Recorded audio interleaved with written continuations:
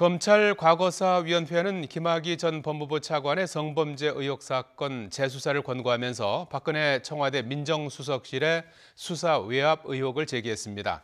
외압 당사자로 지목된 곽상도 당시 민정수석 등은 당시 경찰이 허위 보고했다며 반발하면서 수사 전부터 진실 공방이 벌어지고 있습니다.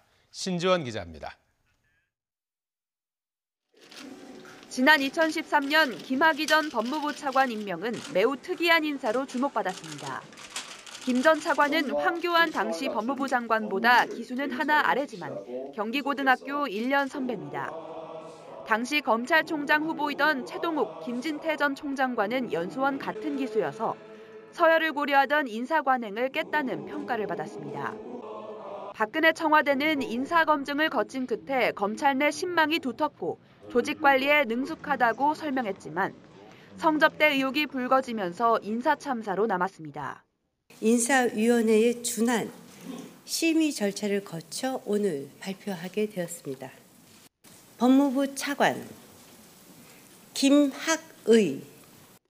당시 임명 과정에 대해 검찰 과거사위원회는 곽상도 자유한국당 의원과 이중희 전 민정비서관이 직권을 남용했다며 재수사를 권고했습니다. 김 전 차관 의혹을 내사하던 경찰을 질책하고 지휘부를 부당하게 인사조치해 수사를 방해했다는 겁니다. 공직기강 비서관으로서 인사검증을 책임졌던 조응천 더불어민주당 의원은 이번 수사 권고 대상에서 빠졌습니다. 관련 진술이 나오지 않았고 추가 조사가 필요하다는 이유입니다.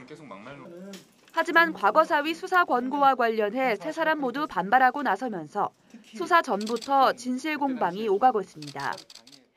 김 전 차관을 임명하기 직전까지 경찰 수사 책임자에게 비위 정황을 확인했지만 문제 없다는 보고를 들었다는 겁니다. 물어보는데 허위 보고하면은 대통령한테 허위 보고한 거 아니에요. 그럼 그거에 대해서 당연히 뭐라고 얘기하죠. 그걸 수사방해라고 얘기를 하면은. 과거사위로부터 자료를 넘겨받은 대검찰청은 아직 수사 방식을 고심하고 있습니다. 국민 여러분께서 의혹을 갖고 계시기 때문에 그 의혹이 해소되는 방향으로 성실하게 살펴보겠습니다. 검찰은 이번 사건이 권력형 비리로 확대될 수 있는 만큼 방식이 결정되는 대로 경험 많은 검사들을 중심으로 수사팀 구성에 나설 것으로 보입니다.